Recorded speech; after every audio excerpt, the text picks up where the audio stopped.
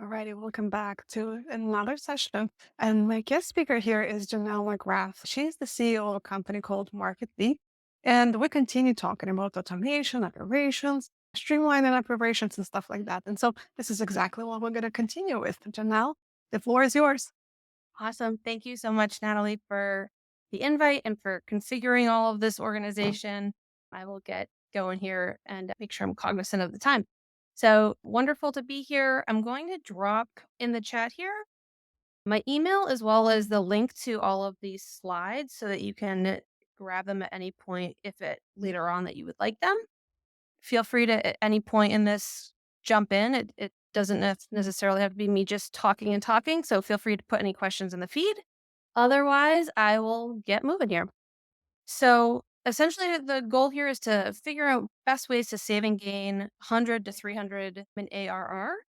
A little bit about us. So I'm the CEO of Market Veep. We are a full service digital agency. And so what that means is essentially we do everything from social, websites, content generation, landing pages.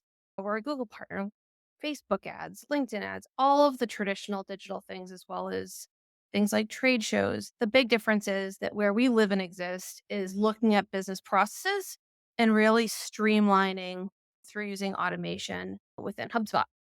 And so within HubSpot, we do a ton of different things. We're trainers, we do onboarding, we do tons of integration. So this session isn't necessarily for people who just have HubSpot. It can also be applied to things like Salesforce, Pardot, Marketo. We do a lot of integrations and migrations from those as well. So, when you feel like this, when operations is disjointed and things are not organized in the back end, one of my favorite gifts here, which isn't really doing it any justice because you can't see the ostrich running by or the person sliding down the stairs, but your team and your clients pretty much feel like this. Can't find anything, nothing is timely, things fall through the cracks. And so, with automation and really good organization, we can avoid most of this chaos. So, where does the money come from? So, and how do we identify? So, down below here, I just pulled some stats across the most common departments that we see in terms of streamlining what it might look like in terms of the back end of your business operations and those common ranges for the US. So, these can be below or above, but these are just the averages in terms of savings. In terms of what we try to do is first to identify across each one of these departments, identify gaps in systems and people, and then implement small strategies, test them, make sure that they, are operationally benefiting you, and then move on to the next one so that we try not to blow up every possible system at the same time. The goal is to have less stress and more time being able to talk to people and be human and less tasks actually doing mundane activities. So, how does this kind of boil down? So, when we think of a business, most people think of website, their emails, but in the back end of most businesses, there are a lot of other things that make the operation run. And so, these are the most common ones that we see.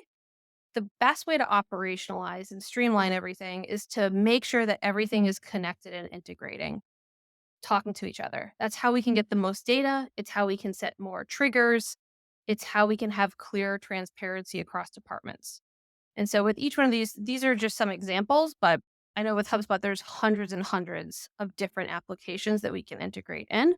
But these, like I said, are by far the most common ones. And so just to keep it super simple, I've broken this deck into two sections. 5 ways to add ARR and 3 ways to save our ARR. So we'll talk through lead scoring, how to identify hot leads, cross-sell, upsell, what a sales pipeline and automation can look like in the back end to clone yourselves or your team, how to drive more engagement through your events, whether they're paid or free, and drive more book meetings, overall sales activity that can be automated so you're not having to type out the same emails over and over. And then on the flip side, to save those common questions that you probably get asked a dozen times a day can be solved by a click of a button and automatically added to those emails. So we'll go through what each of these like. So where is all of this ARR hiding? So there are three main groups that we like to look at. First is organization.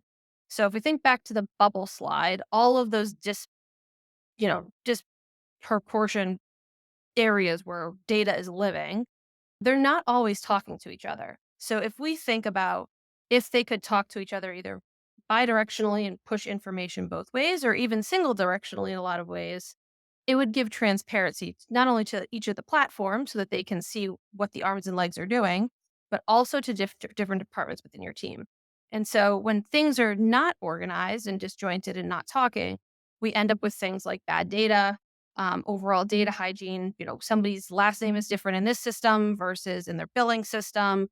The charges don't line up, all of those common things that end up causing more work in the long run. So the goal here is to centralize everything as much as physically possible and make sure that you have safeguards in place to make sure that that data hygiene stays like solid. And then you don't know what you don't know. So it's impossible for any of us to essentially know where every user, every prospect, every client is doing all day, engaging with your website, your social media, any kind of documents you sent them. And so the best way to think about this is all of that information is out there and floating around. If we can bottle that up and set up automations, triggers, tasks to notify you when certain things have, let's say, somebody's essentially raised their hand based on lead scoring criteria, it's going to help us allow you to automate and clone your best people and processes. So we lean into the technology to be able to essentially solve for the pieces that you wouldn't necessarily know just by talking to somebody in a conversation. And then the final one is administrative tasks. This is by far the most common one that we see, that people, like I said earlier, are just typing the same email over and over for decades. They are, looking for the note that they had on a prospect from 2 years ago that resurfaced. And so having all of these things in a really streamlined way can save time on the front end, on the back end, in future for like handoff to other sale team members. It just makes life a lot easier. And so, in terms of where to start, it's pretty simple. So, we'll start with the had ad first because everybody likes to add revenue first. And so, we'll jump right in here. So, here's 5 easy strategies so you can sleep and your team can sleep and everything still operates and functions as if you were there 24/7. So, the first one is lead scoring. I don't know how many people are actively using lead scoring. I'd say 7 out of 10 people that come through with us are not using it in a capacity. And so there's a couple of reasons that I love to lead score, and it should really evolve as your business evolves and grows.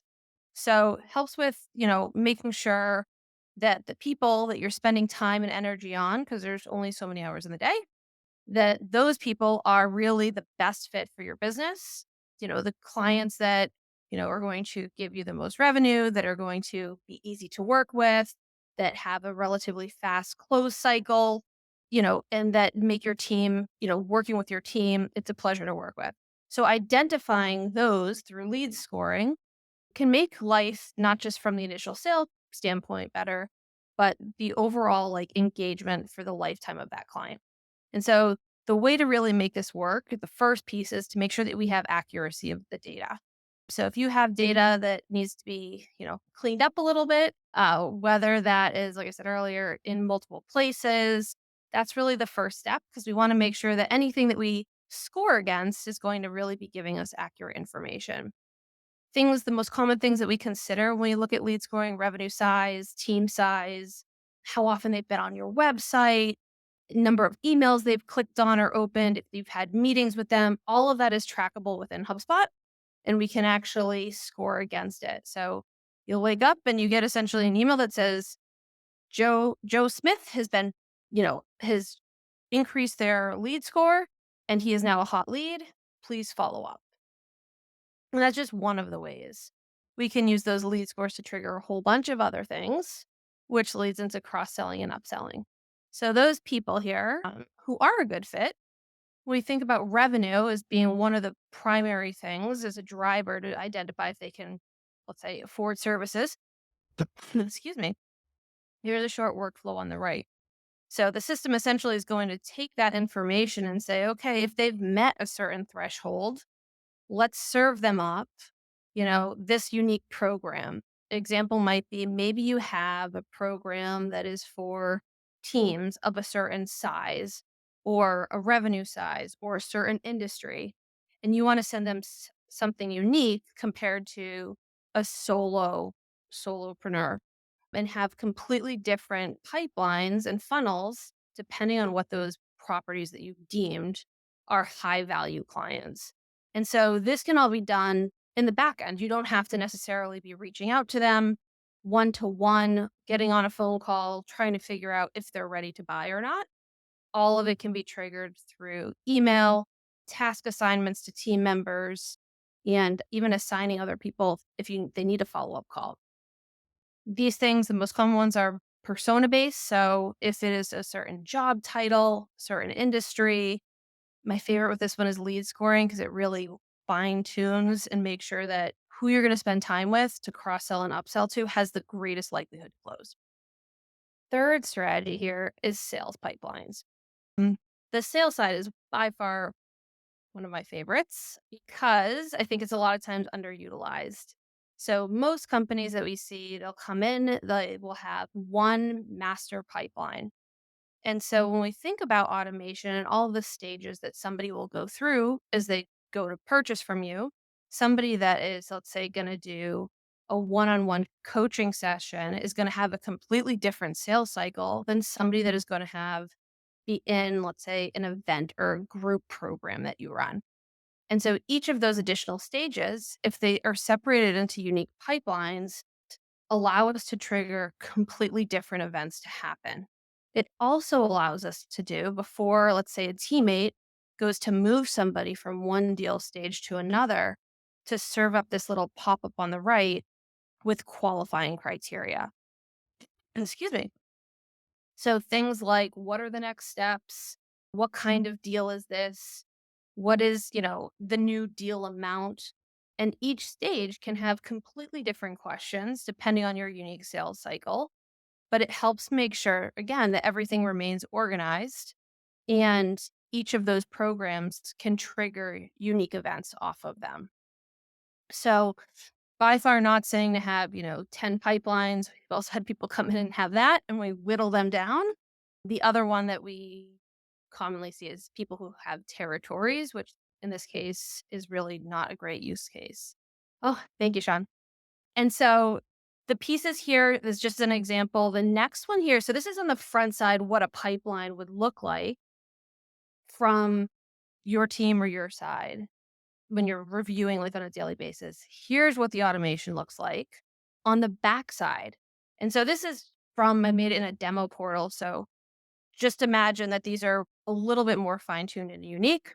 The list down below here goes over some of the most common things that we can do when we think about automation in the back of the pipeline. So things like sending a unique video to a customer when they hit a certain deal stage, lead routing, automatically assigning tasks, sending a presentation to them and follow up, sending a questionnaire, sending them a contract, sending any kind of billing information that automatically integrates with your QuickBooks. All of these things can be done through automation so that you're not one having disjointed systems, two having to like manually Slack somebody and say, hey, this person is ready for their contract. It all will come through here. It can notify them in their Slack. It can notify them in HubSpot. It can send them an email. There's a multitude of ways, but the idea is that everybody is on the same page and everything is documented and organized in a way where somebody on the team can come in here at any point and know exactly where your entire sales cycle for that department or grouping of services is and how much farther they have to go to cross over the line. It also can go, which I have farther below here, can move itself once they've actually closed in a sales pipeline and move over into a service pipeline. So they've closed and then move on to an assigned team, completely different set of activities to be able to actually over service them and give them a really great experience. Number 4, event signups, follow ups. So big groups, little groups, summits, whatever it might be. Here's just a short example. Usually these, when we do them, have lots of if then branching. And so this one just has one if then branch. But the idea really is same thing as the sales pipeline. If these were unique in an event pipeline of their own, you could trigger all of these activities automatically. So things like warming them up before the event to hype them up, it can automatically send them video emails. You could, if they didn't come to the event, send them the recording. If they click on that, branch out and send them a book a meeting with you. And really, the other piece, again, goes back to lead scoring. You can lead score on all of these people who have registered for the event. So you can partition it and then send those people that meet certain lead scoring criteria. They've attended the event, they've clicked on, your videos, and they've attended the event. Actually send them your calendar link automatically to book for a one-on-one session or a group session or your next event. And so this one's great because otherwise you wouldn't really necessarily know what they're doing in the background. And this will do all of the heavy lifting for you. And then the last one on the ad side is sales activity. So I have a short list here of the most common sequences that we see. The idea of these is essentially you should not be ever typing the same thing over and over and over again. It is a waste of time. And so if you have the same scripts, those can live in HubSpot. We can automatically, you can literally hit a button, it self populates in, and then you can customize it further if you really want to. But the core of those emails generally stays the same, right? Thank you for your inquiry. If you have a pre-discovery questionnaire, sorry we missed each other for the people that ghost you. You shouldn't be having to draft those over and over. And so the way that this works is essentially you would have all of these. They might have 3 or 5 parts to them in different emails to nurture, but you personally are not going to have to send them emails 2, 3, 4, 5. The system will do all of that work. So you would enroll them for your, let's say they didn't show up for your meeting, you enroll them for sorry, we missed each other. And it's going to send them email 2, email 3, email 4, all within the timing that you have set. And so the only way that they'll not receive those is if they reply back. And so the system's smart enough if they reply back to your email that they automatically are removed. And so it saves a huge amount of time when you think about all of the chasing that happens via email and phone calls. You can even actually in here assign tasks to follow up at certain points in here, and it'll send you an email when you need to follow up. So it keeps it nice and straightforward.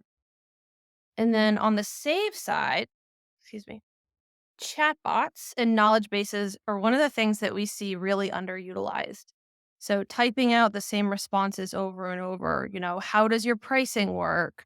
But how do I do this within your portal? How do I, get the slides from my last meeting with you? All of those common things can all be automated and live in essentially a database knowledge base. It saves a huge amount of time having to, again, retype the same thing over and over. It's you literally hit a button in your email. That's what this first image is. You can pull in any knowledge article. It could be a lot of times we've seen even if there are not even business specific things, but common topics that people ask you questions about, those can be knowledge based articles. This next one is a chatbot. The same thing. If it works while you're sleeping, it can actually even serve up if they've met the pre-qualifying criteria, lead scoring, or they've met, let's say you say, what's your first name, your last name, a number of your size of team. And if that fits within your window, it will then say, thanks so much. We'd love to book a meeting with you and serve up somebody's calendar where they can just directly book from that shot. And this last one here is what it looks like is a knowledge base article. And there's some that can get really elaborate. This one's pretty simple. This one is my favorite one by far. I think this was a game changer, excuse me, for us. So we personally use HubSpot for CMS, marketing, sales, service. We have the entire suite. And so I'd say 2 years ago, we started really building out our service processes. So we function as like an ongoing relationship with clients. And so we wanted to make sure that we deliver a certain level of service. So one of the things is we want to make sure that we're replying to clients in under an hour, no later than 2 hours from when that inquiry comes through. And so we're able to set up safeguards, notifications, personalized video. Here's an example of me in an email to welcome people. It can send contracts, all of these things that normally would take 5 different people is all automatically done now. So when we think about onboarding, these can be used, we use them for team onboarding and then also client onboarding. Client onboarding in this upper right-hand corner is the example of what like a client portal is. And the bottom one down here is the example of what it looks like from your side. So you would have essentially the same way that you have a sales pipeline, be a service pipeline, same exact concepts of as it moves through each one, unique things can trigger from it. But from the client's perspective, they are getting email notifications of when something moves into a new stage so that they, know that whatever it is completed or that they're getting an announcement or they can come into this portal, see all of their communication with you in one place, all of the documents, again, keeping everything really streamlined and organized. And it keeps everything at a glance. So anything in here can also be rolled up, which is farther down here, into reporting, dashboarding, and automatically emailed to leadership, specific teams, individual members on the team to make sure that all of this is really running smoothly. So our team jokes because I love Domino's tracker. I was gonna say Domino's, but I love the tracker more than I love the pizza. This, I think, is something that every business can take a little bit of something from. And so the idea really, for those who haven't had Domino's, is that when you order, the app essentially is sending you notifications of every step of the way. There's no guessing of when is my pizza delivery going to arrive here. And so it tells you, Joe is putting the pizza in the oven. Elise is taking the pizza and putting it in the box, and your driver is on his way. And so the same principles of that can be applied to your service, right? Great client experiences make deeper relationships, improve retention. All of these things can be done through automation because there's nobody over at Domino's manually sending out these emails for these 5 steps. And so I've put a couple ideas here. Again, this is just a dummy like demo portal. So just made some basic stages. Any of these can get customized, but you can send them their contracts automatically, welcome email, internal tasks. You can assign somebody on your team to set up a customer portal. You can schedule their kickoff where it automatically sends the client the calendar. If you have a questionnaire before they do their kickoff, that there's certain data that you need to capture. All of that, again, automatically done. And so these can be based on time that they're in a pipeline, deal stage, as well as any property. So think of any kind of information that you would potentially ever capture: name, email, state, city. There's hundreds, if not thousands of them. HubSpot has, I want to say, like over 500 just in default. And then we build custom ones. So if there's certain things that you want to, an example might be, how did you hear about us? And you have 5 unique conferences that you run, and you have unique campaigns running on social. All of that is customizable. So all of these things can trigger off of any property at all. QuickBooks can get integrated. You can even send a gift at the end through a program called Alice automatically, swag, and welcome them to, your organization and the team. So lots of fun things here to do to make sure that you're keeping up with that engagement. And then the final one is reporting. So this a lot of times I think is kind of a vortex, right? People are manually pulling reports. They are going to 3 different systems to have to kind of mesh the reports. About 5 years ago, we had half of our clients not on HubSpot, half on HubSpot. And the biggest reason that we moved everybody over was because we needed transparent reporting without having to log into 15 systems to figure out where that revenue was actually coming from. And so this is an example of this will actually tell us what channel number of contacts, and then actually how many clients customer became customers. And there's another shot that actually tells how much revenue by each channel, by each customer type. So we can get super granular. But these, again, don't have to be manually pulled. They live as dashboards in HubSpot, custom reports. They can be automatically emailed to you daily, monthly, weekly. We have some people who have, VC boards that they have to report to. They have completely different dashboards than a leadership board or an HR board. It is very much able to be whatever you need it to be. And then here's just some additional ways visually that it can be depicted. Again, hundreds and hundreds of these, and then there's always the option to customize them. I will open it up to questions. I have down here, anybody who has additional questions, feel free to email me or call me. And we're also offering a free process assessment. So if you want us to take a peek at what you have, there is no commitment. We love to just geek out, quite honestly, about transparency on all sides of the business. So happy to do that. And then for those who are interested in HubSpot, we also, because we're a partner agency, are able to waive up to $5,000 off HubSpot onboarding. So feel free to email. And then Natalie, in terms of questions, in this platform, not how that part. Yep, we've had some challenges with chat lately. And so for anyone who has any questions, go ahead and raise your hand and then I can just let you in here and ask your question live. We do have like about a minute left. So if you have a question, raise your hand and I'll invite you to the stage. Other than that, do email Jennelle. Such a dense presentation. So many things that we can be working on, right? Especially with all the automations that are possible with HubSpot or any other platform. So I thank you for sharing all of this. Looks like we don't have any takers. No, Yeah, no no problem. break. Thank you so Awesome. much. I really look forward to chatting with you again really soon. I'm going to reach out to you after the event. So thank you so much for taking the time to prepare such a nice presentation talking about the possibilities of adding new MRR and saving new MRR with MRR and ARR was amazing. Thank you so much, Oh, no problem. Thank you so much. Thanks everyone for your time. Have a good rest of your Thursday. Bye. everyone. I'll see you in the very last session. Bye.